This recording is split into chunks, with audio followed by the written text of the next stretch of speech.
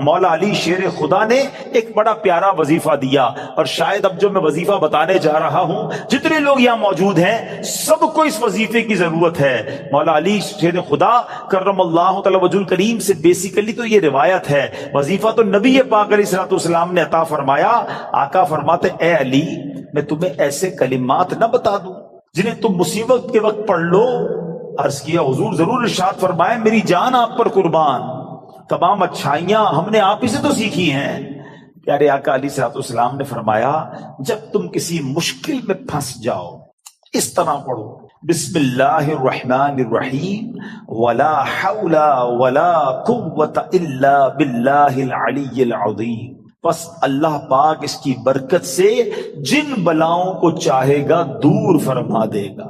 اچھا، اس وظیفے کو میں نے بھی کئی بار ٹرائی کیا ہے۔ میں نے الحمدللہ پہلے امیر اہل سنت کو دیکھا، مثال کے طور پہ آپ کہیں پھنس گئے، آپ کا ٹریفک میں گاڑی پھنس گئی ہے، گاڑی خراب ہو گئی ہے، فلائٹ کا ٹائم ہو گیا ہے، ٹرین کا ٹائم ہو گیا ہے، اور آپ کو لگتا ہے اب نہیں پہنچ سکیں گے، یا کسی بھی مشکل میں آپ پھنس گئے ہیں، آپ بسم اللہ الرحمن الرحیم ولا حول ولا قوت الا باللہ العلی العظیم، پھر آپ دیکھیں مشکلیں کیسے آسان ہوتی ہے۔ اب مثال کے طور پہ کوئی چیز گم ہو جائے، قرضہ آ جائے، کاروبار میں کوئی نقصان ہونے لگے، کوئی چیز میں گڑبڑ ہو جائے، کسی بھی پریشانی میں ہیں، آپ یہ وظیفہ یاد کر لو، ذرا مل کے دہرا لو، بسم اللہ الرحمن الرحیم ولا حول ولا قوت الا باللہ العلی العظیم۔ تو یہ بڑے کمال کا وظیفہ ہے۔ ایک شخص کو بخار آ گیا تو حضرت شیخ فقی ولی عمر بن سعید رحمت اللہ تعالی کی ان کی عیادت کے لیے آئے، جاتے ہوئے ایک تعویذ عنایت فرمایا کہ آپ کھول کر مت دیکھنا۔ ان کے جانے کے بعد اس نے تعویذ پہنا تو بخار فوراً چلا گیا، اس سے رہا نہیں گیا، اسے تعویذ کھولا کہ ایسا کیا لکھا کہ یوں بخار چلا گیا، تو اس میں بسم اللہ الرحمن الرحیم لکھا تھا۔ دل میں وسوسہ آیا تو یہ تو کوئی بھی لکھ سکتا ہے، ابھی عقیدت میں کمی آئی تو فوراً بخار بڑھنا شروع ہو گیا۔ ٹیسٹ کرتے نا لوگ، اللہ والوں کا بھی ٹیسٹ کرتے ہیں، ایسے بھی لوگ ہیں۔ ابھی اس نے سوچنا شروع کیا تو بخار بڑھ گیا، پھر حضرت کی بارگاہ میں دوڑا گیا کہ حضور معاف کر دیں، میں نے تو جو ہے وہ تعویذ کھول دیا تھا، تو آپ تو اللہ والے تھے، آپ نے دوبارہ تعویذ لکھ کر دیا۔ اس کے ہاتھ جیسے ہی اس کو باندھا تو پھر اس کا بخار چلا گیا۔ اب کی بار دیکھنے سے منع کیا، مگر ڈر کے بارے کھول کر نہ دیکھا۔ بالآخر سال کے بعد کبھی جا کے کھول کر دیکھا تو اس میں بسم اللہ الرحمن الرحیم بھی لکھا ہوا تھا۔ تو سبحان اللہ، اس کی خوب برکتیں ہیں۔ اور بتایا گیا کسی کی نکسیر پھٹ جائے نا، بعض اوقات خون نکل رہا ہوتا ہے، تو پیشانی سے بسم اللہ الرحمن الرحیم لکھنا شروع کرے اور ناک کی نوک تک، یعنی یہاں سے لکھنا شروع کرے اور یہاں تک ختم کرے، تو انشاءاللہ عز و جل اس کی جو ہے وہ خون آنا جو ہے وہ بند ہو جائے گا۔ بہرحال بہت سارے وظائف ہیں، ایک اور وظیفہ آخر میں لے لیں۔ جو شخص، بہت سارے ایسے لوگ ہوں گے جو کاروباری مشکل کا، آج کل مہنگائی بھی بہت ہے، گزارا بھی نہیں ہو رہا، تو غور سے وظیفہ لے جائیں، کل سے کرنا شروع کر دیں کہ جو شخص طلوع آفتاب کے وقت سورج کی طرف رخ کر کے بسم اللہ الرحمن الرحیم 300 بار اور درود شریف 300 بار پڑھے، اللہ تعالیٰ اس کو ایسی جگہ سے رزق عطا فرمائے گا جہاں اس کا گمان بھی نہیں ہوگا، اور روزانہ پڑھنے سے انشاءاللہ عز و جل 1 سال کے اندر امیر و کبیر ہو جائے گا۔ وظیفہ پھر ریپیٹ کر دیتا ہوں، غور سے سن لیں۔ پہلے فجر کی نماز ادا کرنی ہے، اس کے بعد جب فجر کا وقت ختم ہونے لگے تو سورج طلوع ہوتا ہے، جو سورج طلوع ہونے کا وقت ہے اس وقت آپ نے سورج کی طرف رخ کر کے ہاتھ میں تسبیح لینی ہے، 300 بار بسم اللہ الرحمن الرحیم، 300 بار درود پاک انشاءاللہ پڑھیں، اور پھر دیکھیں انشاءاللہ اللہ پاک رزق میں کیسی برکت دیتا ہے۔ تو بہرحال آج کے اس مختصر سے بیان میں ہم نے 2 باتیں سیکھی۔ با ادب رہنا ہے، با ادب لوگوں کی صحبت اپنانی ہے، اور اللہ کے نام کا ذکر کرتے رہنا ہے۔ بسم اللہ الرحمن الرحیم ہر کام، نیک اور جائز کام شروع کرنے سے پہلے پڑھنا ہے، پھر دیکھیں اس کی کیسی برکتیں ملتی ہیں۔ اب سوچو بسم اللہ الرحمن الرحیم میں اتنی برکت ہے تو پورے قرآن کا کیا عالم ہوگا۔ درود پاک پڑھنے کے بے شمار فضائل و برکات ہیں۔ آج ایک ایسی فضیلت درود پاک کی سننی ہے جس کو جب سنتے ہیں طبیعت میں بڑی خوشی داخل ہوتی ہے۔ دنیا میں آپ نے بہت پیارے پیارے پھل دیکھے ہوں گے، فروٹس، اور تقریباً سبھی کو فروٹس پسند ہوتے ہیں. کئی پھلوں کا ذکر قرآن مجید میں بھی موجود ہے. اور دنیا میں جائیں، ٹریول کریں تو ہر ملک کی ایک خاص بات ہوتی ہے کہ فلاں پھل جو ہے وہ فلاں ملک میں پایا جاتا ہے. مگر آج جس قسم کے پھل کی میں بات کرنے جا رہا ہوں، ایسا پھل شاید دنیا میں آپ نے کہیں نہیں دیکھا ہوگا. مسلمانوں کے چوتھے خلیفہ مولائے کائنات حضرت علی المرتضیٰ شیر خدا کرم اللہ تعالی وجہ الکریم فرماتے ہیں کہ اللہ پاک نے جنت میں ایک درخت پیدا فرمایا ہے. اب وہ درخت کیسا ہے؟ فرمایا جس کا پھل سیب سے بڑا، انار سے چھوٹا، مکھن سے زیادہ نرم اور شہد سے بھی میٹھا ہے. سائز بھی بتائی گئی، نرم کیسا ہے اور ذائقہ کیسا ہے، اور سبحان اللہ خوشبو کیسی، فرمایا مشک سے بھی زیادہ خوشبودار ہے. پھل میں یہی تو دیکھا جاتا ہے نا، ذائقہ کیسا ہے، اس کی سافٹنس، اور پھر اس کے بعد جو ہے اس کی خوشبو کیسی ہے. تو اب یہ ملے گا کس کو؟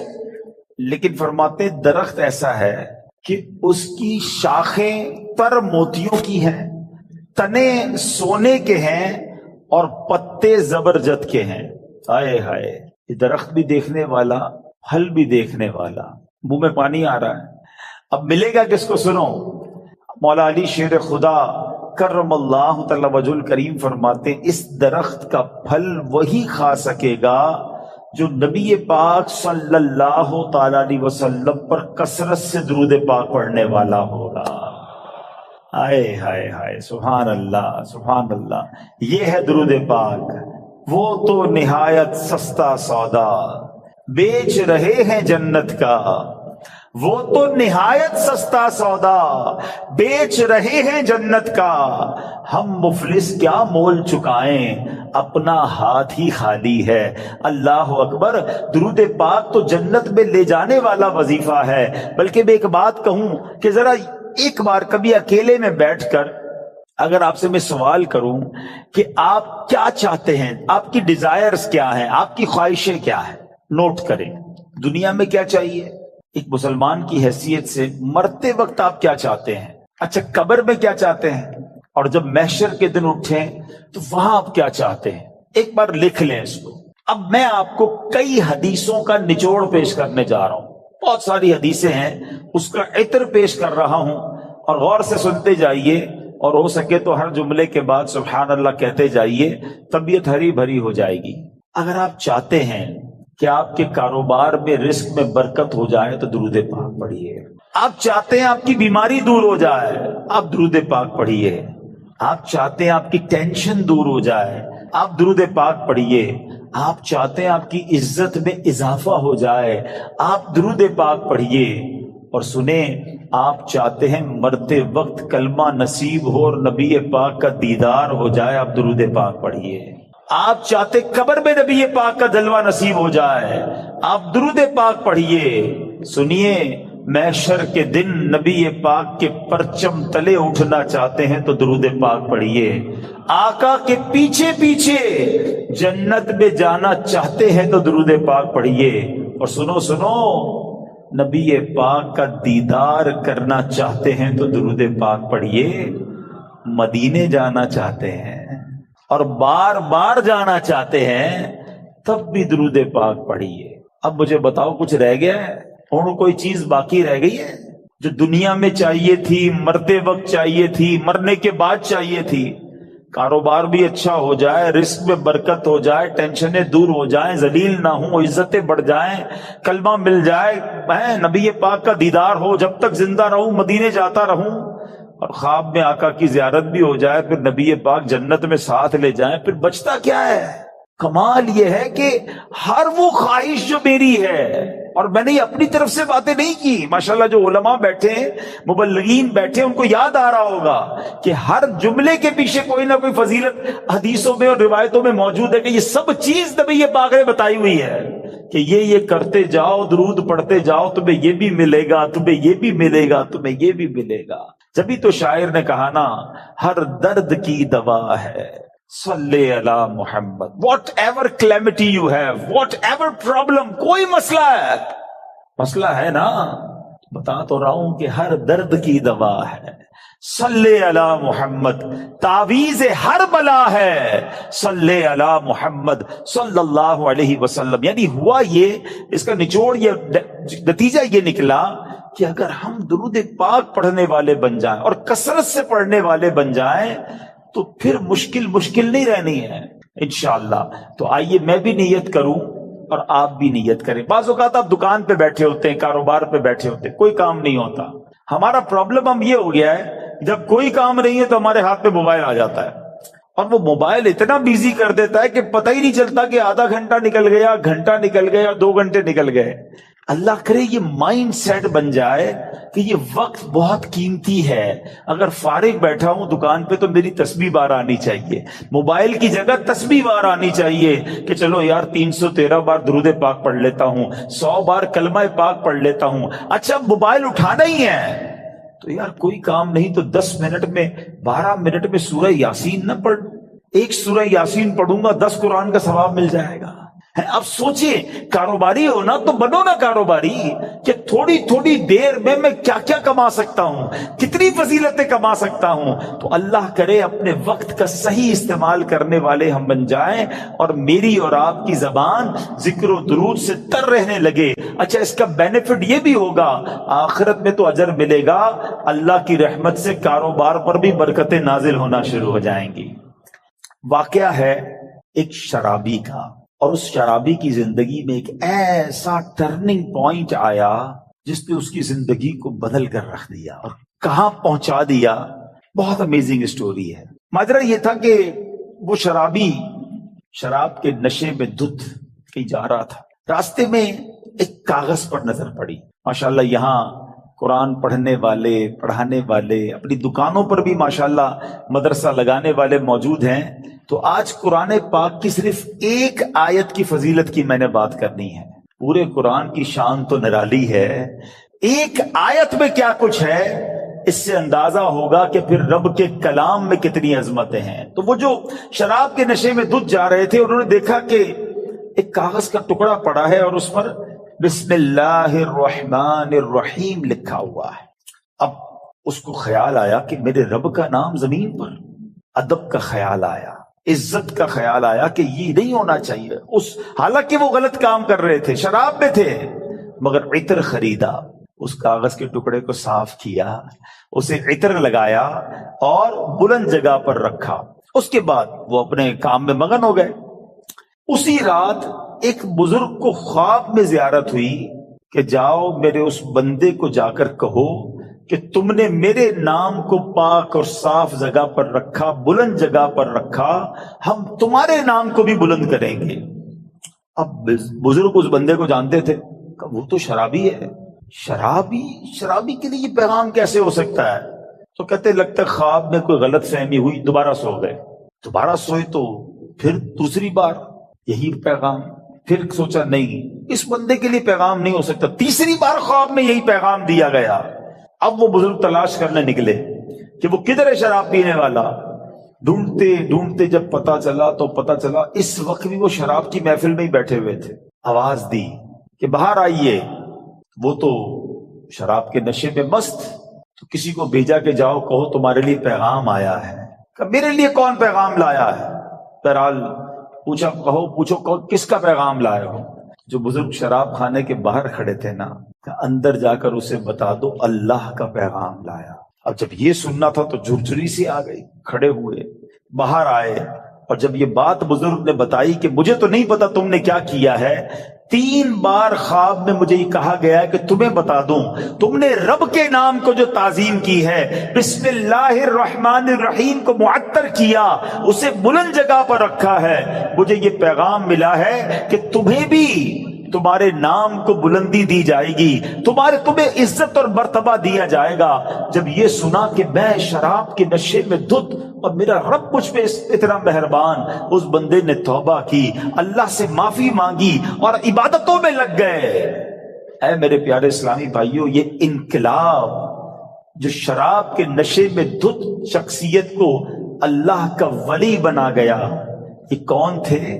یہ کوئی اور نہیں، حضرت بشر حافی رحمت اللہ تعالی علیہ تھے. یہ زمانے کے ولی بنے. حافی کہتے ہیں ننگے پیر رہنے والے کو. آپ معرفت الہی اور اللہ کی یاد میں اتنے گم رہنے لگے کہ آپ چپل ہی نہیں پہنتے تھے. اور کتابوں میں لکھا کہ جب تک حضرت بشر حافی اس شہر میں رہے کوئی بھی چوپایا جو ہے نا راستے میں گندگی نہیں کرتا تھا، اس ادب کے ساتھ کہ کہیں بشر حافی کے پیر گندے نہ ہو جائیں. اور کتابوں میں آتا ہے کہ ایک بار کسی نے دیکھا کہ چوپائے نے گندگی کر دی ہے تو اس کے مالک نے سمجھ لیا کہ ہو نہ ہو بشر حافی کا انتقال ہو گیا ہے. اور جب معلوم کیا گیا تو ایسا ہی تھا کہ جب وہ زمانے سے وہ دنیا سے چلے گئے پھر چوپایوں نے راستے کے اندر گندگی کرنا شروع کی. یعنی جو اللہ کا ادب کرتا ہے، اللہ کے نام کی تعظیم کرتا ہے، اللہ کی مخلوق جو ہے وہ اس کی تعظیم کرنے لگ جاتی ہے. سبحان اللہ. تو اے میرے پیارے اسلامی بھائیوں، ادب جو ہے نا وہ بڑی کمال کی شے ہے. داتا حضور کی کشف المحجوب پڑھیں تو اس شاندار انداز سے آپ ادب کا درس دیتے ہیں. اور یاد رکھیے اسلام میں ادب کا جو ہے نا بہت زیادہ درس ہے. اب سنیے گا، کشف المحجوب شریف کا ایک باب ہے جس کا نام ہے کشف حجاب، یعنی آداب کا بیان. اس باب میں داتا گنج بخش علی حجویری رحمت اللہ تعالی علیہ نے بنیادی طور پر 3 چیزیں ذکر فرمائی. نمبر 1 ادب کسے کہتے ہیں، نمبر 2 ادب کی قسمیں کتنی ہیں، اس کی کیٹیگریز کیا کیا ہیں، اور نمبر 3 مختلف آداب زندگی اس میں بیان کیے گئے. اور سبحان اللہ داتا گنج بخش جو ہے ادب کی اہمیت بیان کرتے ہوئے فرماتے ہیں کہ ہر شخص کے لیے اس کے مقام کے مطابق علیحدہ آداب ہیں. مروت، سنت اور عزت کی حفاظت ادب ہی کے ذریعے ہوتی ہے. اور پھر آپ نے قرآن پاک کی آیت جو ہمیں درس دیتی ہے آپ نے وہاں پر تحریر فرمائی. سبحان اللہ. اللہ قرآن میں کیا فرماتا ہے، یا ایھا الذین آمنوا قوا انفسکم واہلیکم نارا وقودها الناس والحجارہ. اللہ قرآن میں فرماتا ہے اے ایمان والو اپنی جانوں اور اپنے گھر والوں کو اس آگ سے بچاؤ جس کے ایندھن آدمی اور پتھر ہیں. اب بچانے کا طریقہ کیا ہے؟ صحابی رسول سلطان المفسرین حضرت عبداللہ ابن عباس رضی اللہ تعالیٰ عنہ اس آیت کریمہ کی تفسیر میں فرماتے ہیں ای فقہوہم وادبوہم، یعنی اے ایمان والو تم پر لازم ہے کہ خود کو بھی اور اپنے اہل خانہ یعنی اپنی فیملی کو بھی جہنم کی آگ سے بچاؤ. مگر یہ ہوگا کیسے؟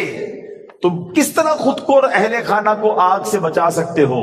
اس کا طریقہ یہ ہے فقہوہم، خود بھی علم دین سیکھو، دین کی علم حاصل کرو، اپنی فیملی کو اپنے بچوں کو بھی دین کی سمجھ عطا کرو.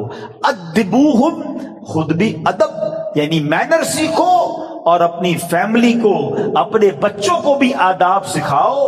اور یہ ہے طریقہ جہنم کی آگ سے بچنے کا. تو پتہ چلا کہ ادب کا کتنا بڑا مقام ہے. مسلمانوں کی پیاری امی جان حضرت عائشہ صدیقہ طیبہ طاہرہ رضی اللہ تعالی عنہا سے روایت ہے، اللہ پاک کے آخری نبی مکی بدنی رسول ہاشمی صلی اللہ تعالی علیہ وسلم نے فرمایا بچے کا اپنے باپ پر حق ہے کہ وہ اس کا اچھا نام رکھے اور اچھے آداب سکھائے. بادب بانصیب، ہمیشہ یاد رکھیں، بادب بانصیب اور بے ادب بد نصیب. اور مفسرین کرام سبحان اللہ ہماری تربیت فرماتے ہیں کہ اللہ پاک نے حضرت موسیٰ علیہ السلام جب کوہ طور پر آئے تھے، حاضر ہوئے تھے، تو کیا فرمایا؟ اللہ نے قرآن میں حضرت موسیٰ سے کیا فرمایا؟ بے شک میں تیرا رب ہوں تو اپنے جوتے اتار ڈال، بے شک تو پاک جنگل طوا میں ہے. اس کی تفسیر میں مفسرین نے لکھا کہ اللہ پاک نے جو حضرت موسیٰ علیہ السلام کو جوتے اتارنے کا حکم دیا، اس کی وجہ یہ تھی کہ بادشاہوں کے دربار میں جوتے اتار کر حاضر ہونا یہ ادب کا انداز ہے. اور خدا تو احکم الحاکمین ہے. تو حضرت موسیٰ اللہ کی بارگاہ میں وادی طویٰ میں جا رہے ہیں، لہذا حکم ہوا کہ اے موسیٰ اپنے رب کریم اور اس بابرکت وادی کے ادب میں نالین شریف اتار دیجئے. تو پتہ چلا ادب کا درس اللہ کریم کی طرف سے قرآن پاک میں جا بجا موجود ہے. اور سنیے، حضرت جلال بصری رحمت اللہ تعالی فرماتے ہیں ایمان کا تقاضا یہ ہے کہ بندہ شریعت پر عمل کرے، لہذا جو شریعت نہیں جانتا وہ کامل ایمان والا نہیں، اور شریعت ادب سکھاتی ہے، تو جو ادب نہیں جانتا اس کا ایمان کامل نہیں. سیدی اعلیٰ حضرت امام عشق و محبت کیا فرماتے ہیں؟ لا دین لمن لا ادب لا. اعلیٰ حضرت کہتے ہیں اس کا دین ہی نہیں ہے جس میں ادب نہیں ہے. تو یاد رکھیے، با ادب با نصیب، بے ادب بد نصیب. اچھا، پھر پرابلم یہ ہے ادب جو ہے نا وہ صحبت سے بھی آتا ہے. با ادب لوگوں کے ساتھ آپ بیٹھیں، آپ کو ان کو بزرگوں میں ادب کرنا نظر آئے گا. اولیاء کی ادب کی بات کریں گے، جب صحابہ اور اہل بیت کی بات کریں گے تو زبان سے بڑے ادب والے الفاظ نکلیں گے. مگر آج پرابلم یہ ہے کہ بے ادبوں سے دوستی، بے ادبوں کی باتیں سنتے سنتے زبان بھی بے ادب ہو جاتی ہے. تو اے میرے پیارے اسلامی بھائیوں، آج سیدی اعلیٰ حضرت کا یہ پیغام لے جاؤ، لا دین لمن لا ادب لا. اس کا دین ہی کمپلیٹ نہیں ہوتا ہے جس کے اندر ادب نہیں ہوتا ہے.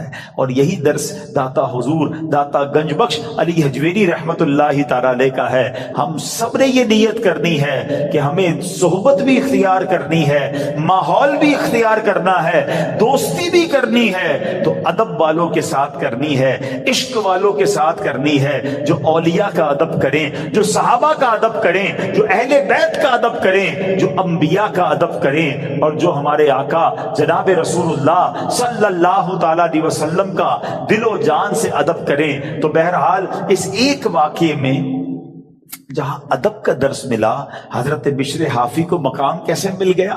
بظاہر کون سی نماز تھی، کون سا سجدہ تھا، کون سا صدقہ تھا؟ ادب نے زمانے کا ولی بنا دیا. اور بے ادبی جو ہے نا وہ بندے کو تخت سے تختے پر لے آتی ہے، سب برباد ہو جاتا ہے. ابلیس شیطان عبادت گزار تھا نا، معلم الملکوت تھا، فرشتوں کا استاد تھا، جنت کا خزانچی تھا. بے ادبی کی نا، حضرت آدم علیہ السلام کو سجدہ نہیں کیا، بلکہ بڑے جس کو کہنا کہ تکبرانہ انداز میں کہا کہ میں کیوں سجدہ کروں، انا خیر من، اے اللہ میں اس سے بہتر ہوں. خلقتنی من نار وخلقتہ من طین، تو نے مجھے نار سے آگ سے بنایا، ان کو مٹی سے بنایا ہے. بے ادبی، ایک بے ادبی نے عزازیل کو، فرشتوں کے استاد کو ابلیس بنا دیا، مردود قرار دے دیا گیا.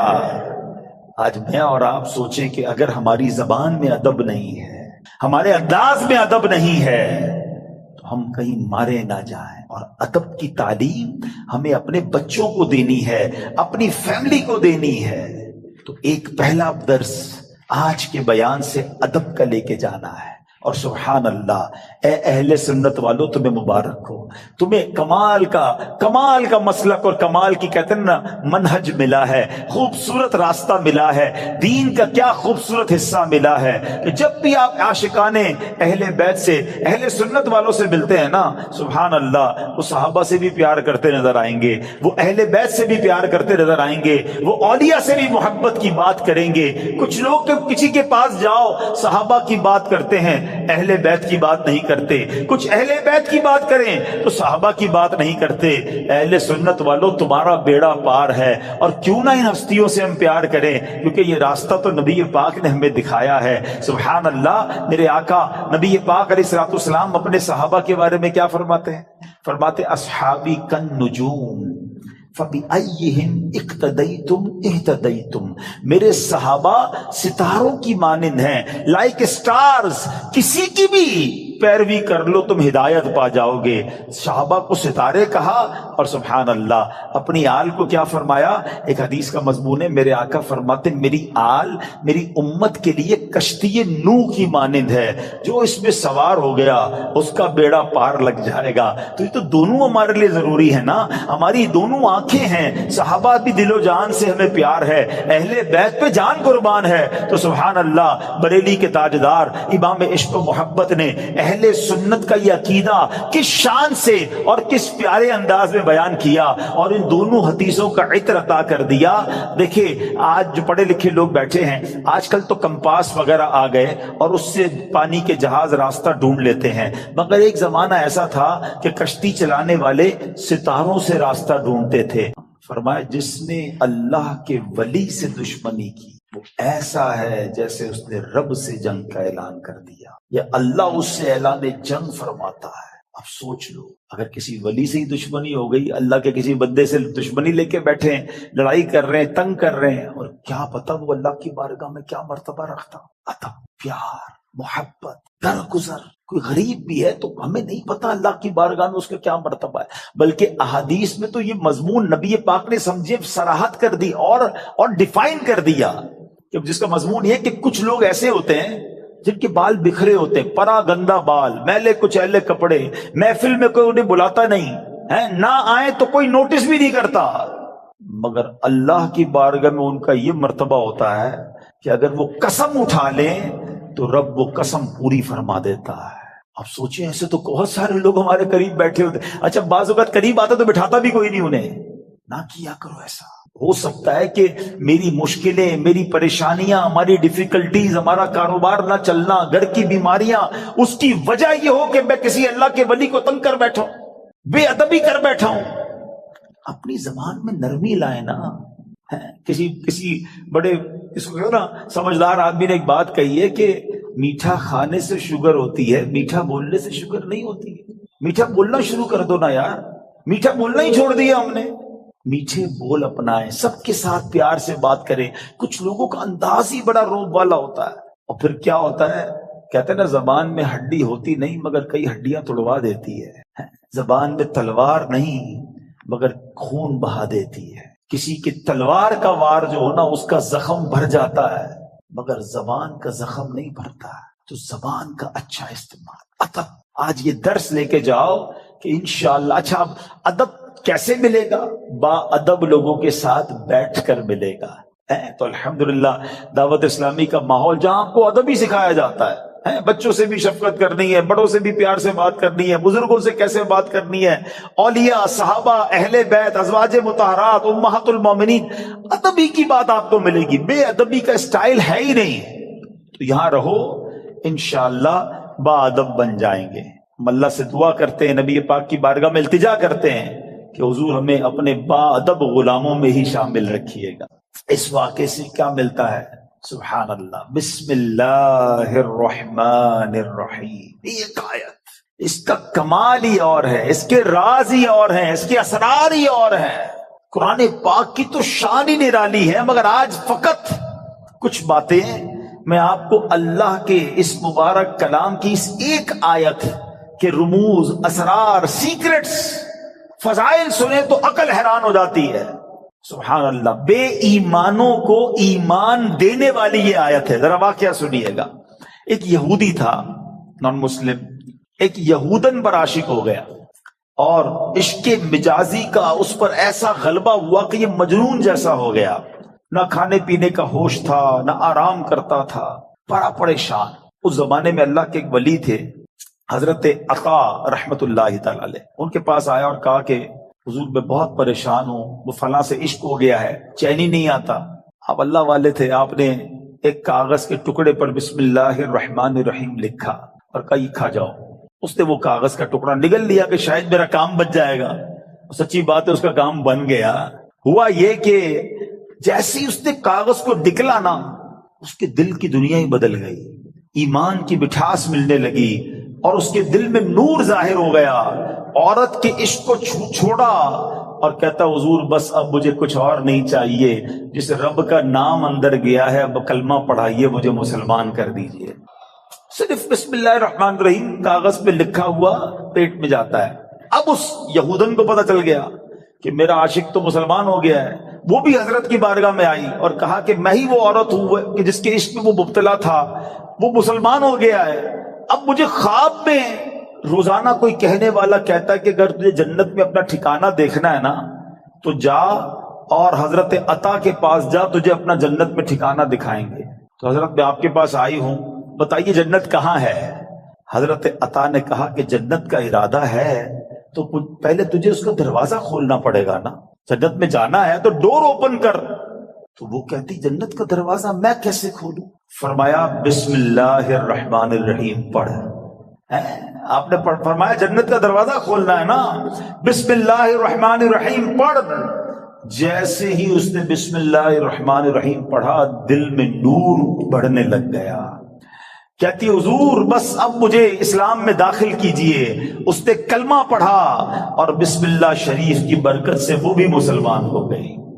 اسی رات جب وہ نو مسلم خاتون جو ہے رات کو سوئی تو خواب میں جنت میں داخل ہوئی، خوبصورت محل دیکھا، گنبد دیکھے، ایک گنبد پر لکھا تھا بسم اللہ الرحمن الرحیم لا الہ الا اللہ محمد الرسول اللہ۔ عورت نے یہ الفاظ پڑھے تو کسی پکارنے والے نے کہا اے پڑھنے والی، اللہ پاک نے یہ سب تجھے عطا فرما دیا ہے۔ آئے ہائے ہائے، بسم اللہ کی برکت ہے، ہم نے پائی جنت ہے، کتنی اچھی قسمت ہے، یہ سب رب کی رحمت ہے۔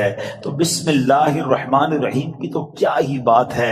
پیارے اسلامی بھائیوں، ایک پوری آیت، یہ یاد رہے، شاید بہت سارے لوگوں کو پتہ نہیں ہوتا کہ دو سورتوں کے درمیان فاصلے کے لیے بسم اللہ الرحمن الرحیم کو اتارا گیا، اور یہ آیت قرآن پاک میں ایک جگہ قرآن کا حصہ بھی ہے، پارہ 19 سورہ نمل، اور یہ آیت کا حصہ ہے، اور اس کے معنی کیا ہے؟ اللہ کے نام سے ہے جو نہایت مہربان رحم والا۔ اچھا، اس کی فضائل کیسے کہ صحابی رسول حضرت جابر بن عبداللہ رضی اللہ تعالیٰ عنہ فرماتے ہیں کہ جب بسم اللہ شریف نازل ہوئی نا تو بادل مشرق کی طرف دوڑے، بادل مشرق کی سمت دوڑے، ہوائیں رک گئیں، سمندر کو جوش آ گیا، چوپایوں نے غور سے سننے کے لیے اپنے کان لگا دیے، اور شیطانوں کو آسمان سے پتھر مارے گئے، اور اللہ پاک نے فرمایا مجھے میری عزت و جلال کی قسم، جس چیز پر بسم اللہ الرحمن الرحیم پڑھی گئی میں اس میں برکت دوں گا۔ کاروباری لوگ بیٹھے، برکت چاہیے نا، کاروبار میں، رزق میں، معاملات میں بسم اللہ کو تھام لو۔ سبحان اللہ، آپ کو اندازہ ہے کہ بسم اللہ الرحمن الرحیم میں جامعت کتنی ہے؟ سنتے جائیے۔ اللہ پاک نے بعض انبیاء کرام پر مختلف کتابیں اور صحائف نازل فرمائے جن کی تعداد 104 ہے، ٹھیک ہے؟ ان میں سے 60 صحیفے حضرت شعیب علیہ السلام پر، 30 صحیفے حضرت ابراہیم علیہ السلام پر، 10 حضرت موسیٰ علیہ السلام پر تورات شریف اترنے سے پہلے نازل ہو گئے تھے۔ پھر 4 بڑی کتابیں ہیں، تورات شریف، زبور شریف، انجیل مقدس اور قرآن مجید، ٹھیک ہے؟ اچھا، ان تمام صحیفوں کے مضامین قرآن پاک میں ہیں۔ قرآن پاک کے سارے مضمون سورہ فاتحہ میں ہے، اور سورہ فاتحہ کا سارا مضمون بسم اللہ الرحمن الرحیم میں ہے۔ اور سنو، بسم اللہ الرحمن الرحیم کا سارا مضمون بسم اللہ کے حرف با میں موجود ہے، اور اس کے معنی کیا ہے؟ بی کان ما کان و بی یکون ما یکون، یعنی جو کچھ بھی ہے مجھ یعنی اللہ پاک ہی سے ہے، اور جو کچھ ہوگا مجھ یعنی اللہ پاک سے ہی ہوگا۔ اللہ اکبر، یہ کمال ہے بسم اللہ الرحمن الرحیم کا کہ تمام صحیفوں اور قرآن مجید کا نچوڑ اس کے اندر موجود ہے۔ اور سبحان اللہ، بسم اللہ کے فضائل کتنے! امام فخر الدین رازی رحمت اللہ تعالی علیہ فرماتے ہیں بسم اللہ الرحمن الرحیم کے 19 حروف ہیں، ٹھیک ہے؟ اور دوزخ پر عذاب دینے والے فرشتے بھی 19 ہیں۔ تو آپ فرماتے ہیں کہ امید ہے ایک ایک حرف کی برکت سے ایک ایک فرشتے کا عذاب دور ہو جائے گا۔ بسم اللہ پڑھتے رہا کرو۔ اچھا، آپ فرماتے ہیں دن میں کتنے گھنٹے؟ دن رات میں 24 گھنٹے ہیں۔ فرماتے 5 گھنٹے 5 نمازوں میں گھیر لیے، 19 گھنٹوں کے لیے بسم اللہ الرحمن الرحیم کے 19 حروف عطا فرمائے۔ پس جو خوش نصیب بسم اللہ الرحمن الرحیم کا ورد کرتا رہے اور نماز 5 وقت پڑھتا رہے، اس کا ہر گھنٹہ عبادت میں کاؤنٹ ہوتا رہے گا۔ تو یہ کمال کا وظیفہ ہے، نارملی ہماری توجہ اس طرف نہیں جاتی ہے۔ اچھا بعض اوقات ہم لوگ کہتے ہیں ہمارے کام ادھورے رہ جاتے ہیں، کام شروع کرتے ہیں، ڈیل بنتے بنتے رہ جاتی ہے، کام ادھورا رہ جاتا ہے، پوری نہیں ہو پاتی ہماری بات۔ سنیے، اللہ پاک کے پیارے اور آخری نبی صلی اللہ تعالی علیہ وسلم نے فرمایا، جو بھی اہم کام بسم اللہ سے شروع نہیں کیا جاتا وہ ادھورا رہ جاتا ہے۔ غور فرمائیے کیسی محرومی ہے، اگر اچھے اور اہم کام سے پہلے بسم اللہ نہ پڑھی جائے تو کام ادھورے رہ جاتے ہیں، اس پہ برکت نہیں ہوتی۔ اب ہو سکتا ہے کہ ذہن میں خیال آئے کہ میں تو بسم اللہ نہیں پڑھتا پھر بھی کام پورے ہو جاتے ہیں، تو اس کا جواب یہ ہے کہ کام کا بظاہر پورا ہو جانا اور بات ہے، اور اس میں برکت کا نہ ہونا اور۔ مثلا کسی نے بغیر بسم اللہ کے کھانا کھایا، کھانا پیٹ میں بھی گیا، پیٹ بھر بھی گیا، لیکن اب اس میں برکت اسے حاصل نہیں ہوگی، کھانا پوری طرح ہضم نہیں ہوتا، یا بعض اوقات جزو بدن نہیں بنتا، بہت ساری جناب اس میں پرابلم رہتی ہے۔ تو بہرحال ہمیں جو ہے بسم اللہ شریف کا ورد کرنا چاہیے، اور ایسے ایسے واقعات اس کے فضائل میں کتابوں میں لکھے۔ امیر اہل سنت نے اپنی شورۂ آفاق کتاب فیضان سنت میں ایک کمال کا واقعہ لکھا کہ ایک مبلغ جو ہے، ایک داعی جو ہے، بسم اللہ کے فضائل بیان کر رہے تھے، تو ایک غیر مسلم عورت بھی بیٹھی تھی۔ لڑکی نے سنا کہ بسم اللہ کی اتنی فضیلت ہے، تو اب اس نے جناب اسلام قبول کر لیا۔ اب اس کی زبان پر ہر وقت بسم اللہ رہتا تھا، تو اب جو اس کا والد تھا نا، غیر مسلم تھا، وہ بڑا غصے میں آیا، طرح طرح کی تکلیفیں دینے لگا کہ کسی طرح اپنی بیٹی کو جو ہے وہ تکلیف دے کر اسلام سے پھیر لے، اور اگر نہیں مانتی تو اب اس پر کوئی الزام لگائیں تاکہ یہ قتل کر دی جائے۔ تو لڑکی کا باپ جو بادشاہ کا وزیر تھا، ایک دن اس نے شاہی مہر والی انگوٹھی اپنی بیٹی کو رکھنے کے لیے دی۔ بیٹی نے انگوٹھی لی اور بسم اللہ الرحمن الرحیم کہہ کر انگوٹھی پہلے وصول کی، بسم اللہ الرحمن الرحیم پڑھ کر، اور اس کے بعد اس نے بسم اللہ الرحمن الرحیم پڑھ کر جیب میں ڈال دی۔ رات کو جب وہ سوئی تو والد نے انگوٹھی جیب سے نکالی اور دریا میں ڈال دی کہ اب صبح جب انگوٹھی نہیں ہوگی تو اس کو پکڑا دوں گا اور یہ ماری جائے گی۔ تو اب جیسے ہی وہ انگوٹھی دریا میں ڈالی، اللہ کا کرنا ایسا ہوا کسی مچھلی نے وہ انگوٹھی کو نگل لیا۔ صبح کو ایک شکاری نے جال ڈالا، اتفاق سے وہی مچھلی جال میں آ گئی۔ اس نے لا کر وہی مچھیرے نے اسی وزیر کو وہ مچھلی لا کے تحفے میں دی۔ وہ وزیر جو ہے اپنی بیٹی کو مچھلی دیتا ہے کہ بیٹی اس کو پکاؤ، تو بیٹی نے بسم اللہ الرحمن الرحیم پڑھ کر جو ہے وہ مچھلی کو کھولا، اس کو چاک کیا، اندر وہی انگوٹھی موجود تھی۔ پھر بسم اللہ پڑھی اور انگوٹھی اپنے پاس رکھ لی۔ والد صاحب نے ناشتے کے بعد کہا بیٹی وہ انگوٹھی کدھر ہے؟ بسم اللہ پڑھ کر وہ انگوٹھی واپس کر دی کہ یہ انگوٹھی واپس آ گئی۔ اللہ اکبر! اب باپ حیران کہ یہ کیسے ہوا؟ تو اس نے کہا میں نے تو کوئی بھی کام جو بھی کیا اللہ کے نام سے شروع کرتی گئی، رب نے مشکل سے نکال دیا۔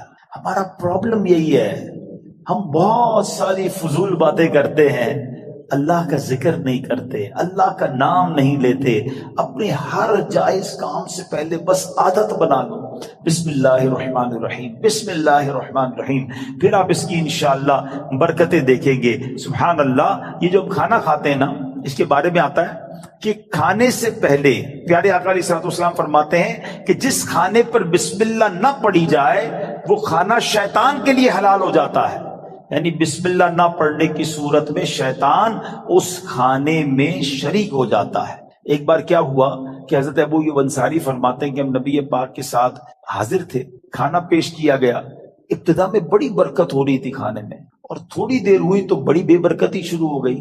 تو ہم نے عرض کی یا رسول اللہ صلی اللہ تعالی علیہ وسلم ایسا کیوں ہوا؟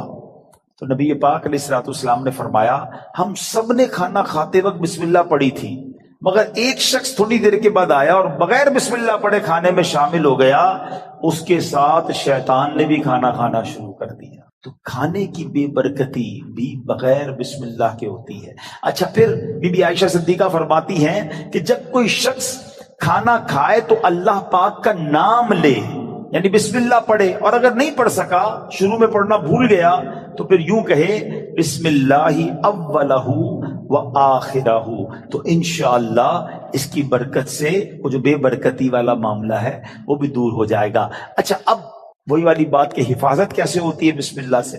ایک مرتبہ صحابی رسول حضرت خالد بن ولید رضی اللہ تعالیٰ، کچھ مجوسی آئے آتش پرست، کہا ہمیں ایسی کوئی نشانی بتائیں، اگر آپ اسلام سچا مذہب ہے تو کوئی ایسی نشانی بتائیں کہ ہم اسلام کی حقانیت کو مان لیں۔ حضرت خالد بن ولید نے زہر قاتل منگوایا اور بسم اللہ الرحمن الرحیم پڑھ کر اسے پی لیا۔ بسم اللہ کی برکت سے آپ پر اس زہر نے اثر نہیں کیا۔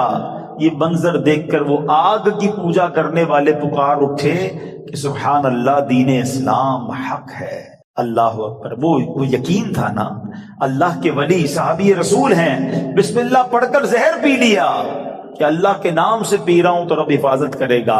وہ توکل کا لیول تھا کہ زہر نے اثر نہیں کیا۔ تو اے میرے پیارے اسلامی بھائیوں، یہ شان ہے بسم اللہ کی۔ اچھا، صرف کھانے پینے سے پہلے نہیں، ہر کام سے پہلے بسم اللہ پڑھیں۔ اب آپ وضو کر رہے ہیں نا، دیکھیں کتنے ثواب ملٹی پلائی ہو جاتا ہے۔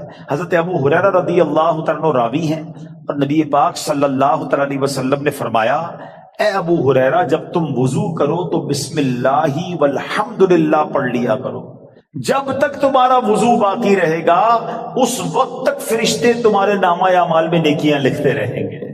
ہم تو وضو کرتے نماز پڑھ لیتے، لیکن جتنی دیر وضو رہے گا پڑھنا کیا ہے، ذرا دوہرا بھی لے میرے ساتھ، بسم اللہ والحمدللہ، بسم اللہ والحمدللہ، بسم اللہ والحمدللہ۔ اچھا، تفسیر نعیمی میں ایک اور جگہ کہاں بسم اللہ پڑھنا ہے، کہتے جو شخص کسی جانور پر سوار ہوتے وقت بسم اللہ اور الحمدللہ پڑھ لے تو اس جانور کے ہر قدم پر اس سوار کے حق میں ایک نیکی لکھی جاتی رہے گی۔ آپ جانور پر سواری نہیں کرتے، گاڑی میں بیٹھتے ہوئے پڑھ لیں بسم اللہ اور الحمدللہ، پھر پوری دعا بھی پڑھ لیں سبحان الذی سخر لنا، اگر وہ یاد ہے، نہیں تو کم از کم بسم اللہ اور الحمدللہ ضرور پڑھ لے۔ اسی طرح جو کشتی میں سوار ہوتے وقت بسم اللہ اور الحمدللہ پڑھ لے، جب تک وہ اس میں سوار رہے گا اس کے لیے نیکیاں لکھی جاتی رہیں گی۔ ثواب کا میٹر ہے، مگر ہم پڑھتے نہیں ہیں۔ اگر یہی ہمیں کوئی کہے کہ جناب آپ اپنی گاڑی میں بیٹھے اور بسم اللہ اور الحمدللہ پڑھ لیں، آپ آج کا پیٹرول فری ہو جائے گا، تو بندہ پھر بغیر بسم اللہ الحمدللہ پڑھے گا تو کبھی بھی نہیں بیٹھے گا۔ وہ چاہیے دنیا کا نفع بتاؤ مولوی صاحب، میں آپ کو آخرت کا نفع، نیکیوں کا نفع، ہر قدم پر ثواب کی آپ کو بشارتیں سنا رہا ہوں، تو پلیز اس وظیفے کو تھام لیجئے۔ اور ایک اور بات، اپنے بچوں کو بھی بسم اللہ کی عادت ڈالیں، یہ اللہ کو اتنا پسند ہے۔ آئے ہائے، ذرا واقعہ سنیے گا۔ حضرت عیسیٰ علیہ السلام جو ہے ایک قبر کے پاس سے گزرے، آپ اللہ کے نبی تھے، اللہ نے ایسی نگاہ دی تھی کہ آپ نے دیکھ لیا کہ قبر میں عذاب ہو رہا ہے۔ کچھ عرصے کے بعد آپ پھر وہاں سے گزرے تو قبر میں جو ہے وہ نور کی کرنیں ہیں، عذاب دور ہو گیا۔ تو آپ نے اللہ کی بارگاہ میں عرض کی کہ مولا، یہ پہلے عذاب اور اب اس کی قبر میں عذاب دور ہو گیا، نور برس رہا ہے، اس کا راز کیا ہے، سیکرٹ کیا ہے؟ سنو ذرا۔ اے وہ خوش نصیبوں جو اپنے بچوں کو قرآن پڑھاتے ہو، اے وہ خوش نصیبوں جن کے بچے حافظ بن رہے ہیں، اے وہ اسلامی بھائیوں تمہیں مبارک ہو جو بچے کو دین سکھاتے ہو۔ باپ گناہگار، قبر میں عذاب ہو رہا تھا، اللہ کی طرف سے ارشاد ہوا جب یہ انتقال کیا نا اس بندے نے، بڑا گناہگار تھا، اس کی وجہ سے عذاب ہو رہا تھا، لیکن جب اس کا انتقال ہوا اس وقت اس کی وائف جو تھی پریگننٹ تھی، امید سے تھی، اس کے انتقال کے بعد لڑکا پیدا ہوا۔ کچھ عرصے کے بعد یہ لڑکا اتنا بڑا ہو گیا کہ اس کی ماں نے اسے مدرسے بھیجا، مکتب بھیجا، استاد نے بچے کو بسم اللہ پڑھائی۔ اے موسیٰ، مجھے حیا آئی، مجھے شرم آئی کہ میں اس شخص کو زمین کے اندر عذاب دوں جس کا بچہ زمین کے اوپر مجھے رحمان اور رحیم کے نام سے پکار رہا ہے۔ ہائے ہائے ہائے، میرا بچہ قرآن پڑھے اور میری قبر میں رحمتوں کی برسات ہو جائے، اور مجھے کیا چاہیے؟ خدا را اپنے بچوں کو قرآن پڑھاؤ۔ ہم لوگ آج لگ گئے، دوڑ میں لگ گئے، جناب فلاں یونیورسٹی، فلاں کالج، فلاں ڈگری، فلاں پی ایچ ڈی، فلاں software. We are not against, ہم دعوت اسلامی والے دنیا کی پڑھائی کے خلاف نہیں ہیں، لیکن دنیا کے پیچھے اتنا تو مت بھاگو نا کہ ہم اپنے دین کو ہی بھول جائیں، ہمارے بچوں کو قرآن ہی نہ آئے، ہمارے بچے حدیث ہی نہ جانے، ادب ہی نہ جانے۔ آج جناب بہت زیادہ ہم آگے دنیا کی طرف چلے گئے۔ میں 2-3 ایگزامپل دیتا ہوں، اگر آپ کو لگتا ہے ایسا نہیں ہے تو کبھی گھر میں ڈنر پر بیٹھے ہو، بچے ساتھ ہو، فیملی ساتھ، ایک چھوٹا سا ٹیسٹ لو نا اپنے بچوں اور فیملی کا۔ چلو بچوں آج ایک چھوٹا سا ایک ٹیسٹ لیتے ہیں، وہ انٹرسٹ بھی لیں گے، بیٹا جاؤ کاپی پینسل لے کر آ جاؤ، ٹھیک ہے؟ ان کو کہیں بیٹا پہلے صفحے پہ لکھو کہ تمہیں کتنے کرکٹرز کے نام یاد ہیں۔ تو ہو سکتا ہے کسی کا بیٹا یہ بھی کہے کہ ابا جان صرف نام لکھنے یا آگے ریکارڈ بھی لکھنے، وہ بھی یاد ہوتے ہیں، ٹھیک ہے؟ اچھا بیٹا اگلے صفحے پہ لکھو کہ مزید کتنے اداکاروں کے نام یاد ہیں۔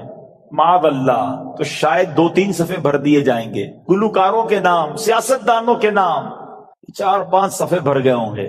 اب پوچھنا بتاؤ کتنے نبیوں کے نام یاد ہیں، کتنے صحابہ کے نام اگلے صفحے پہ لکھو، اس کے اگلے صفحے پہ بیٹا لکھو کتنے ولیوں کے نام یاد ہیں۔ چھوٹا سا ٹیسٹ آپ کو بتا دے گا ہم کدھر جا رہے ہیں، ہمارے بچے کدھر جا رہے ہیں۔ ایک بات یاد رکھنا، میرا بیٹا میرے مرنے کے بعد گوگل، یاہو، فیس بک، واٹس ایپ، ٹویٹر، انسٹاگرام کھول کر ایصال ثواب نہیں کرے گا۔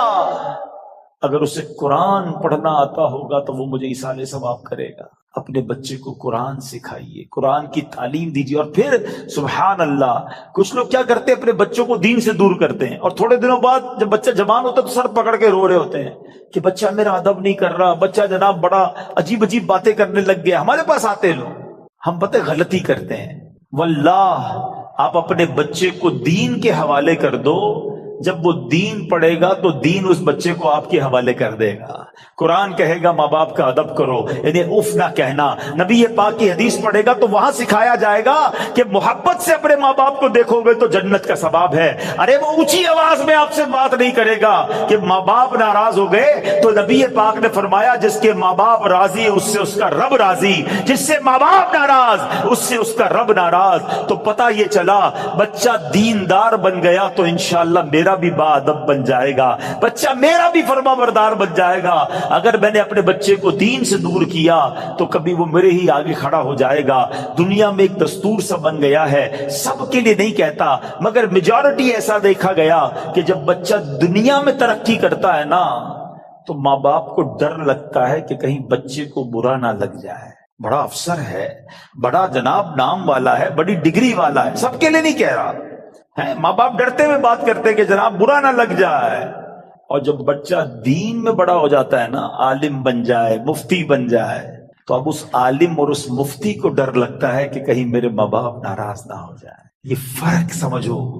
تو اپنے بچے کو قرآن پڑھائیے، دین سکھائیے۔ یہ بچہ آپ کا نیک بن گیا نا، خدا نہ خواستہ اگر میرے گناہوں کی سبب اگر کوئی گڑبڑ قبر میں ہو بھی گئی نا تو نیک اولاد کی دعا، نیک اولاد کا عمل جو ہے وہ انشاءاللہ مغفرت کا ذریعہ بن جائے گا۔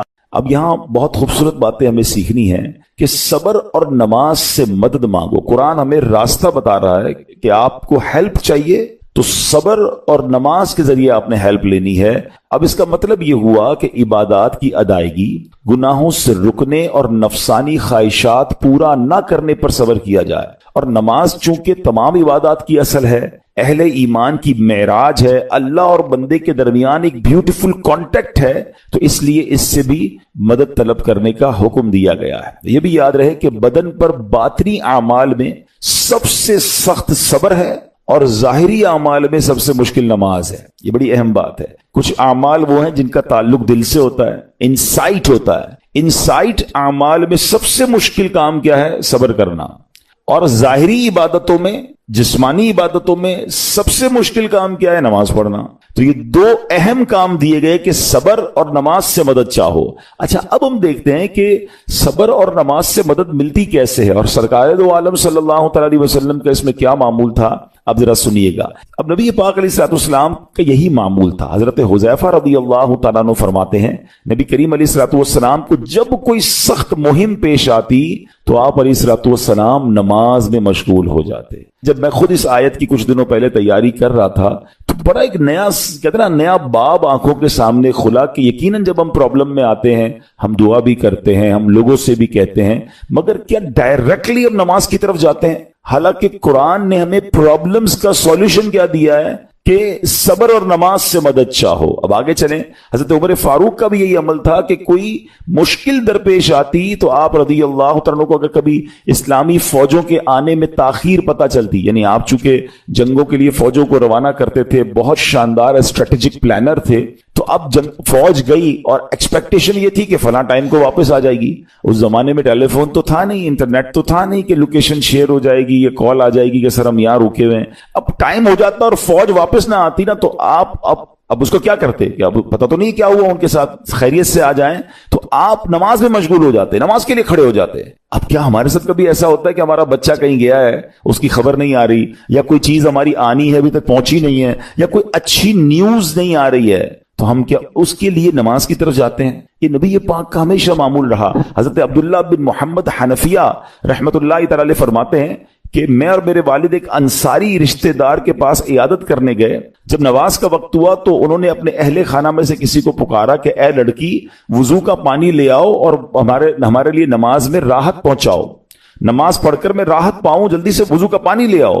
تو کہتے ہیں ہم نے ان انصاری شخصیت کے الفاظ پر بڑا تعجب کیا کہ نماز سے راحت کیسے ملتی ہے. تو انہوں نے کہا میں نے نبی پاک علیہ الصلوۃ والسلام کو فرماتے سنا ہے، اے بلال کھڑے ہو اور ہمیں نماز کے ذریعے راحت پہنچاؤ. It means نماز is a relaxation for all of us. نماز is the way to solve your problem. آپ کو جب کوئی پرابلم آئے نا، آپ اللہ کی بارگاہ میں نماز کے لیے کھڑے ہو جائیں. مکروہ وقت نہیں ہے، آپ نوافل پڑھنا شروع کر دیں. آپ دیکھیں نماز ہیلپ کرے گی آپ کی، نماز سے آپ کے لیے راحتیں ہو جائیں گی. آپ کی حضرت عبد الرحمن بن عوف کتنے بڑے صحابی ہیں رضی اللہ تعالیٰ. یہ وہ صحابی ہیں کہ جو عشرہ مبشرہ میں سے بھی ہیں، and he was billionaire on that time. سب سے امیر صحابہ میں جو نام آتے ہیں وہ حضرت عثمان غنی اور حضرت عبد الرحمن بن عوف رضی اللہ تعالیٰ کے نام آتے ہیں. آپ کا ایک بار بے ہوشی غشی طاری ہوئی، ٹھیک ہے، انکانشیس ہو گئے آپ.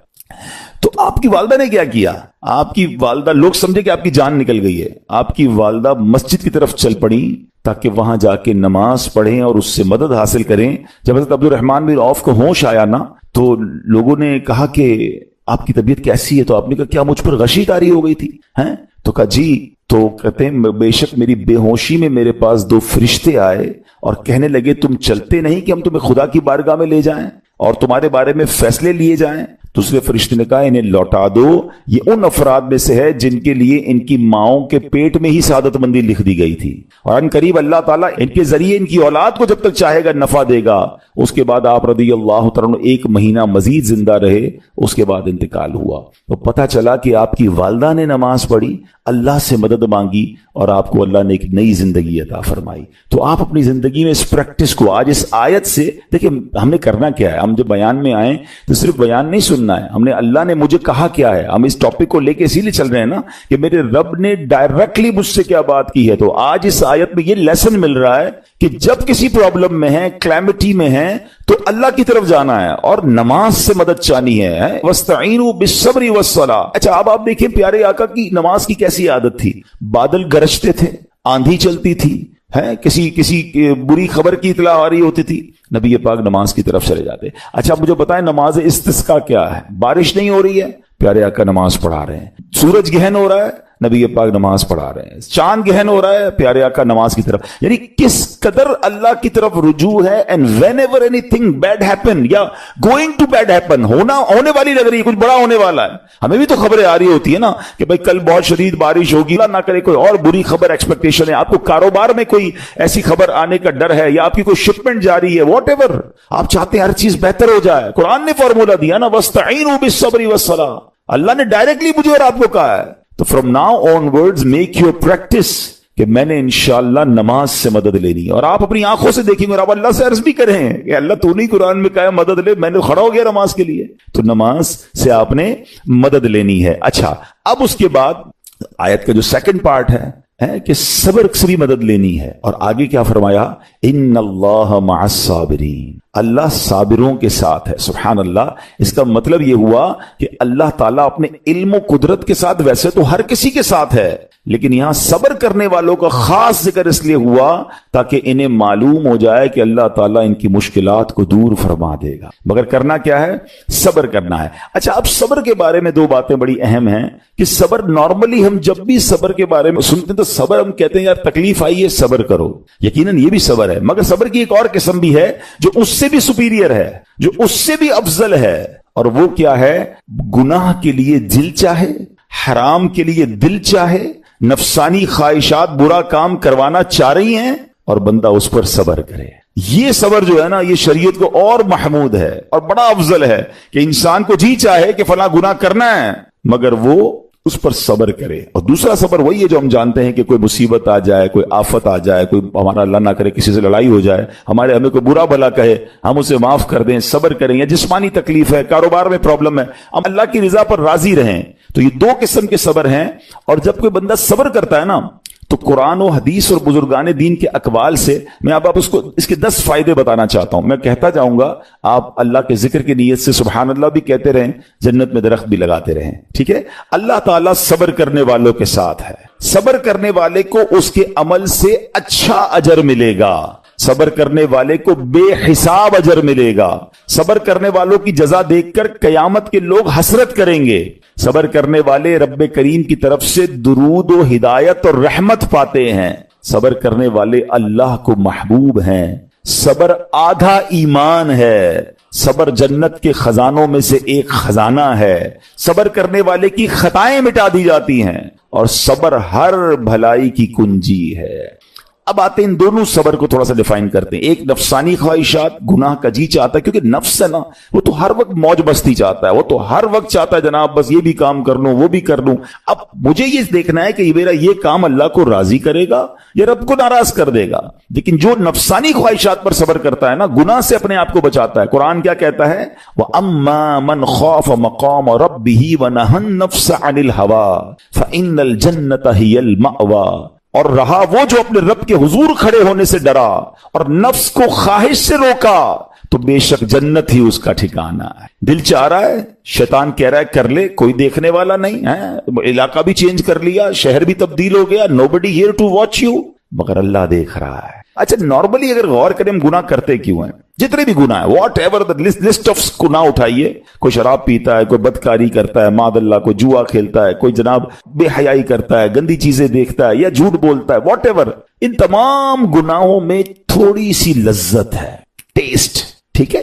गीबत में भी टेस्ट है, बल्कि किताबों में आया कि गीबत में शराब से भी ज्यादा मजा है, जब भी तो बंदा छोड़ता नहीं है। अच्छा, लेकिन ये तमाम टेस्ट में एक बड़ी अहम बात अब मैं कहने जा रहा हूं। ये बुजुर्ग ने बड़ी कमाल की वन लाइनर हमें दे दिया है। वो कहते हैं कभी भी लज्जत के लिए गुनाह मत करना, क्योंकि लज्जत खत्म हो जाएगी, गुनाह का जवाब और पनिशमेंट बाकी रह जाएगी। अब आप इस फॉर्मूले को सामने रखें कि जब भी हम गुनाह करते हैं, फ्यू मिनट्स या फ्यू आवर्स की एक इंजॉयमेंट है, आफ्टर दैट इंजॉयमेंट खत्म, मगर उसका जवाब बाकी है, अजाब बाकी है, अल्लाह ना करे अल्लाह नाराज हुआ तो पनिशमेंट बाकी है। तो क्या फरमाया? इंजॉयमेंट के लिए गुनाह मत करना, इंजॉयमेंट खत्म हो जाएगी, अजाब बाकी रह जाएगा।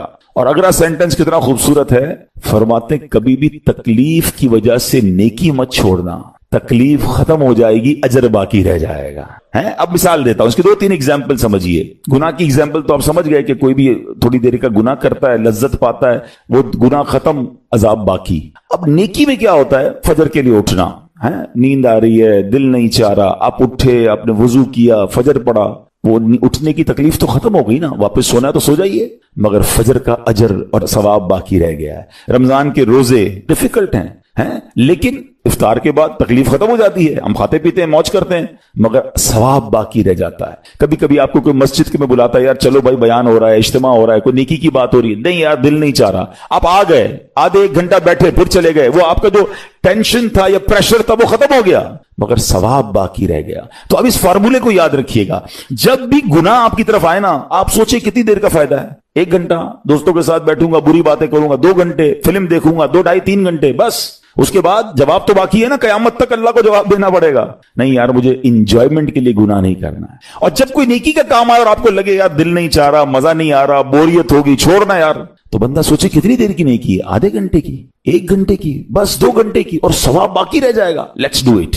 अगर ये बात समझ आ गई ना आपको, तो इंशाअल्लाह देखिएगा गुनाह से बचना और नेकियां करना आसान हो जाएगा। तो अब क्या फरमाया कुरान ने कि जिसने अपने नफ्स को रोका, क्या खूबसूरत आयत है, वअम्मा मन खौफ मकाम रब्बिही व नहन नफ्स अनिल हवा, और रहा वो जो अपने रब के हुजूर खड़े होने से डरा اور نفس کو خواہش سے روکا تو بے شک جنت ہی اس کا ٹھکانہ ہے. اور ایک اور جگہ کمال سے فرمایا وَلِمَنْ خَافَ مَقَامَ رَبِّهِ جَنَّتَانِ. مبارک ہو ان کو جو اللہ سے ڈرتے ہیں نا، صبر کرتے ہیں، گناہ نہیں کرتے، رک جاتے ہیں. قرآن کہتا ہے جو اپنے رب کے حضور کھڑے ہونے سے ڈرے اس کے لیے 2 جنتیں ہیں، ایک نہیں 2 جنتیں ہیں. سورہ رحمان کی آیت ہے. تو پتا چلا کہ نفس کو روکنا یہ آسان بھی نہیں ہے. ہاں دل بہت چاہتا ہے، مگر یہ صبر جو ہے نا، ان اللہ مع الصابرین کا جو معراج ہے، جو ٹاپ آف دا لسٹ صبر ہے، وہ یہ صبر ہے. اچھا اب آتے ہیں ایک اور صبر کی صورت کہ اب آپ کو کسی نے غصہ دلا دیا، برا بھلا کہا، یا آپ کے مزاج کے خلاف بات ہو گئی. اب آپ نے روکنا ہے اپنے آپ کو. اب غصے کا اظہار نہیں کرنا، لڑائی نہیں کرنی، گالی کا جواب گالی، اینٹ کا جواب پتھر. انگریزی کا مقولہ ہے نا ٹٹ فور ٹیٹ، جیسے کو تیسا. نہیں، یہ ہماری شریعت ہمیں نہیں سکھاتی. اچھا آج کل کسی کو کہو نا یار آپ کیوں یار لڑائی کر رہے ہیں، بھائی میں جواب نہ دوں تو لوگ سمجھیں گے کمزور آدمی ہوں، مجھے اپنا روب بھی تو رکھنا ہے، میں بھی تو پتا چلے کون ہوں، اپنا بتاؤں تو صحیح کون ہوں. سچی بات پتہ ہے کیا ہے؟ جو ٹٹ فور ٹیٹ کرتا ہے، گالی کا جواب گالی سے دیتا ہے نا، وہ واقعی بتا دیتا ہے وہ کون ہے. وہ اپنا تعارف کروا رہا ہوتا ہے کہ یہ بھی ایسا ہے، میں بھی ویسا ہی ہوں. او بھائی. اچھا پھر ایک اور عجیب جملہ بڑا مشہور ہے آج کل، جناب ہم شریف کے ساتھ شریف ہیں، ہم بدماش کے ساتھ بدماش ہیں. مجھے آج تک سمجھ نہیں آئی یہ کون سا بٹن لگا ہوا ہے آپ کے اندر کہ شریف کے ساتھ آپ شریف ہو جاتے ہیں، بدماش آتا تو آپ بھی بدماش ہو جاتے ہیں. جناب والا، شریف آدمی شریف کے ساتھ بھی شریف ہوتا ہے، بدماش کے ساتھ بھی شریف ہوتا ہے. جب بھی تو وہ غلط آدمی اچھا ہوگا نا. نبی پاک علیہ الصلوۃ والسلام نے گالیاں سن کر دعائیں دی ہیں، پتھر برسانے والوں کو بھی دعائیں دی ہیں، مگر ہم تو تیار ہی رہتے ہیں یار میں بتاؤں گا اس کو میں کون ہوں، ایک گالی دی ہے میں اس کے ساتھ پشتوں کو گالیاں دوں گا. تو پھر آپ بھی ویسے ہی ہو گئے نا جناب. حدیث پاک کیا ہے؟ ہو از مور اسٹرانگر، ہو از مور پاورفل. اللہ کے حبیب علیہ الصلوۃ والسلام فرماتے ہیں کہ بہادر وہ نہیں، یہ بخاری شریف کی حدیث ہے، بہادر وہ نہیں جو پہلوان اور دوسرے کو پچھاڑ دے، بلکہ بہادر وہ ہے جو غصے کے وقت اپنے آپ کو قابو میں رکھے. اصل بہادری یہ ہے. تو اگر آپ نے واقعی صبر سے مدد لینی ہے، ان اللہ مع الصابرین کا مجدہ لینا ہے، تو بدلے نہیں لینا ہے، معاف کرنا ہے. ذرا مل کر میرے ساتھ شب قدر کی دعا دہرائیے گا. اللہم انک عفو کریم تحب العفو فاعف عنی. اللہم انک عفو کریم تحب العفو فاعف عنی. اللہم انک عفو کریم تحب العفو فاعف عنی. What is the meaning؟ اس دعا کا معنی کیا ہے؟ اللہم انک عفو، اے اللہ تو معاف کرنے والا ہے، تحب العفو، معافی کو پسند کرتا ہے، فاعف عنی، اللہ مجھے بھی معاف کر دے. ہم کیا کہہ رہے ہیں اللہ سے؟ اللہ مجھے معاف کر دے اور میرے سارے اگلے پچھلے گناہ معاف کر دے. مگر دیر از اے کوسچن، آپ نے معاف کر دیا سب کو؟ بندہ کہتا نہیں میں تو انتظار میں بیٹھا ہوں، میں تو موقع کی تلاش میں، بس موقع ملے پھر بتاؤں گا میں کون ہوں. ہاتھ میں آ نہیں رہا بندہ، ٹرائی کر رہا ہوں کسی جگہ آ جائے، بس کوئی اس کے پیسے ویسے آ جائیں، کوئی اس کا معاملہ میرے پاس آ جائے، بس پھر دیکھو کیا کرتا ہوں. بیٹھے اس انتظار میں بیٹھے بہت سارے لوگ. کمال ہے یار. یعنی دشمنیاں پالی ہوئی ہیں، رشتہ داریاں کاٹی ہوئی ہیں، دوستوں کے پاس جا نہیں رہے ہیں، میاں بیوی میں لڑائی ہے، ایک سوری کے لیے بیوی گھر بیٹھی ہے، وہ کہتی شوہر سوری کہتے تو میں آ جاؤں گی، شوہر کہتا ہے بیوی معافی مانگ لے تو میں لے آؤں گا. ارے بھائی کوئی بھی آگے بڑھ کے معافی کر لو بھائی، اللہ سے معافیاں مانگ رہے ہو، بندوں کو معاف کرنے کے لیے کوئی تیار نہیں ہے. مجھے خود بتائے نا یہ کیسی دعا ہے کہ اے اللہ تو مجھے معاف کر دے، میں نے کسی کو معاف نہیں کرنا. یہ بنتی ہے دعا؟ اللہ سے پتہ ہے کیا کہیں؟ اے اللہ میں نے بندہ ہو کر تیرے سارے بندوں کو معاف کر دیا ہے، تو سب سے بڑا معاف کرنے والا ہے نا، اللہ تو بھی مجھے معاف کر دے. Look at the way to talk. یہ مزہ ہے نا بات کرنے کا، پھر دعا کرنے کا لطف بھی آئے گا آپ کو. تو دشمنیاں نہ رکھیں، غصے پر قابو پائیں، معاف کریں. ایک حدیث سن لیجئے، لرزا دیتی ہے، ڈرا دیتی ہے. اللہ کے نبی علیہ الصلوۃ والسلام فرماتے ہیں جو رحم نہیں کرتا اس پر رحم نہیں کیا جاتا. حدیث کا خلاصہ ہے. اور جو معاف نہیں کرتا اسے معاف نہیں کیا جاتا. اب بتائیے ہم معاف کرتے ہیں، ہم رحم کرتے ہیں، ہم کہتے ہیں اللہ ہم پر رحم کرے، ہم کسی پر رحم نہ کریں. نہیں ہوگا رحم، پہلے اپنے اندر تو لائیے یہ باتیں. اب ایک آیت سنیے گا اس کے تحت ایک واقعہ اور پھر میں بیان کو کنکلوڈ کرتا ہوں. اللہ کریم ارشاد فرماتا ہے الذین ينفقون فی السراء والضراء والکاظمین الغیظ والعافین عن الناس واللہ یحب المحسنین. قرآن میں رب فرماتا ہے جو خوشحالی اور تنگ دستی میں اللہ کی راہ میں خرچ کرتے ہیں. یہ بڑی خوبصورت بات ہے، یہ غریب اسلامی بھائیوں کے لیے بھی مدنی پھول ہے. امیر تو خرچ کرتا ہے نارملی، غریب خرچ نہیں کرتا اللہ کی راہ میں. ہمارے قبلہ مفتی قاسم صاحب نے تفسیر قرآن صراط الجنان میں ایک بڑی پیاری بات لکھی. آپ کہتے ہیں پوری دنیا کے امیروں کا سروے کر لینا، ان کی جو پیسے بڑھنے کی ایک وجہ یہ بھی ہوتی ہے کہ وہ کہیں نہ کہیں چیریٹی کر رہے ہوتے ہیں، مدد کر رہے ہوتے ہیں، وہ مدد اور وہ نیکی ان کے پیسے بڑھا رہی ہوتی ہے۔ اور پوری دنیا کے غریبوں کا سروے کریں تو ان میں سے بڑی تعداد وہ جو خرچ ہی نہیں کرتی اللہ کی راہ میں، کہتے ہیں ہم کیا خرچ کریں، ہم تو غریب ہیں، ہم پر لوگ خرچ کریں۔ میں آپ کو فارمولہ دے رہا ہوں اور یہ قرآن سے دے رہا ہوں، جو تنگی میں بھی اللہ کی راہ میں خرچ کرتے ہیں، جو خوشحالی میں بھی خرچ کرتے ہیں۔ آپ تنگی میں آپ روپیہ خرچ کریں، یہ نہیں کہتے آپ 10,000 روپے خرچ کریں، جتنی آپ کی حیثیت، یہ کاروبار ہے، آپ 1 روپیہ دیں گے اور آئے گا، آپ 10 روپے دیں گے اور آپ کسی نہ کسی نیکی کے کام میں خرچ کرتے رہیں، آپ غربت سے باہر آ جائیں گے۔ If you want to take out yourself from that problem، آپ آئے اللہ کی راہ میں خرچ کرنا شروع کریں۔ قرآن کہہ رہا ہے کہ جو تنگی اور خوشحالی میں اللہ کی راہ میں خرچ کرتے ہیں۔ اور اگلا پارٹ کتنا خوبصورت ہے، فرمایا وَالْكَاظِمِينَ الْغَيْظَ وَالْعَافِينَ عَنِ النَّاسِ، فرمایا اور غصہ پینے والے اور لوگوں سے درگزر کرنے والے۔ انعام کیا ہے؟ واللہ یحب المحسنین، اور اللہ نیک لوگوں سے محبت فرماتا ہے۔ اور پھر ہاں زندگی میں کلیمٹیز، پرابلم، بیماریاں، مشکلیں، قرآن خود کہتا ہے کہ من قریب تمہیں آزمائیں گے، کبھی بیماری آئے گی، کبھی بھوک آئے گی، کبھی مال کم ہو جائیں گے، کبھی ڈسٹربنس آئے گی، خوف آ جائے گا، تو بی ریڈی فار دیٹ، صبر کرنا ہے، کیونکہ اللہ نے فرمایا وبشر الصابرین، صبر کرنے والوں کے لیے خوشخبری ہے۔ تو اللہ کرے کہ یہ بات ہمیں سمجھ آ جائے اور ہم اس آیت پر عمل کرنے والے بن جائیں تو زندگی بڑی آسان ہو جائے گی۔ یہاں ایک میں عقیدے کی بات بھی کلیریفائی کر دوں، کچھ لوگوں کو بعض اوقات کنفیوژن ہوتی ہے یا لوگ کنفیوژن کریٹ کرتے ہیں۔ مجھے ایک بات بتائیے گا کہ اللہ کیا کہہ رہا ہے، وَاسْتَعِينُوا بِالصَّبْرِ وَالصَّلَاةِ، اے ایمان والو صبر سے اور نماز سے مدد چاہو۔ کیا صبر اور نماز خدا ہیں؟ بتائیے، نہیں ہے نا، اللہ تو نہیں ہے۔ ہم صبر اور نماز کی عبادت تو نہیں کرتے۔ تو جب قرآن کہہ رہا ہے کہ صبر اور نماز سے مدد مانگو تو غیر اللہ سے مدد مانگنے کا درس تو ہمیں قرآن دے رہا ہے۔ تو اس کا مطلب یہ ہوا کہ اللہ کے سوا کسی چیز سے یا کسی شخصیت سے مدد لینے کا مقصد یہ نہیں ہوتا کہ ہم اس کی عبادت کر رہے ہیں۔ اگر آج کے دور میں کوئی اللہ کے نبی سے کہتا ہے کہ یا رسول اللہ انظر حالنا، یا بھر دو جولی میری یا رسول اللہ، تو یہاں کوئی شرک کی بات نہیں ہے، کیونکہ یہاں یہ نیت نہیں ہے کہ ہم ان کو خدا مان رہے ہیں، یا یہ بھی نیت نہیں ہے۔ ایک بات ایک عقیدہ کلیئر کر دیتا ہوں، پوری دنیا میں عاشقان رسول کا یہی عقیدہ ہے کہ کوئی نبی، کوئی صحابی، کوئی ولی اپنی طرف سے کسی کو کچھ نہیں دے سکتا، وہ سب رب کے محتاج ہیں۔ اللہ کسی کا محتاج نہیں ہے، جو اللہ کا ہے وہ اس کا اپنا ہے۔ ہاں اللہ نے اپنے مخصوص بندوں کو کچھ عطائیں کی ہوئی ہیں، کچھ پاورز دیے ہوئے ہیں، وہ اللہ کی عطا سے اگر کسی کو تقسیم کرتے ہیں تو اس میں کوئی پرابلم نہیں ہے۔ قرآن کہہ رہا ہے اے ایمان والو صبر اور نماز سے مدد چاہو۔ یہاں ایک اور بات سمجھنی ہے، دنیاوی طور پہ بھی کیا ہوتا ہے کہ آپ کسی کوئی باس ہوتا ہے اپنے کسی مینیجر کو پاور آف اٹارنی دے دیتا ہے کہ یہ تمہارے پاس اس پراپرٹی کا پاور ہے، تمہارے پاس فلاں چیز کا پاور ہے، وہ اس پاور کے بہاف پر وہ کام کر دیتا ہے، مگر کوئی یہ نہیں کہتا کہ he is the owner, actually he have attorney, he have power of attorney. بالکل ہمارا بھی عقیدہ یہ ہے کہ اللہ نے اپنے کچھ مخصوص بندوں کو، اپنے پیاروں کو کچھ اختیارات عطا فرمائے ہیں، اور جب وہ ان اختیارات پر عمل کرتے ہیں تو ایکچولی وہ اللہ ہی کی عطا ہے۔ ہاں دنیا میں اگر کوئی یہ سمجھتا ہے کہ کوئی شخصیت یا کوئی بزرگ یا کوئی اللہ والے اپنی طرف سے دیتے ہیں، رب کا اس میں کوئی دخل نہیں، تو یہ شرک ہے، یہ بات درست نہیں ہے۔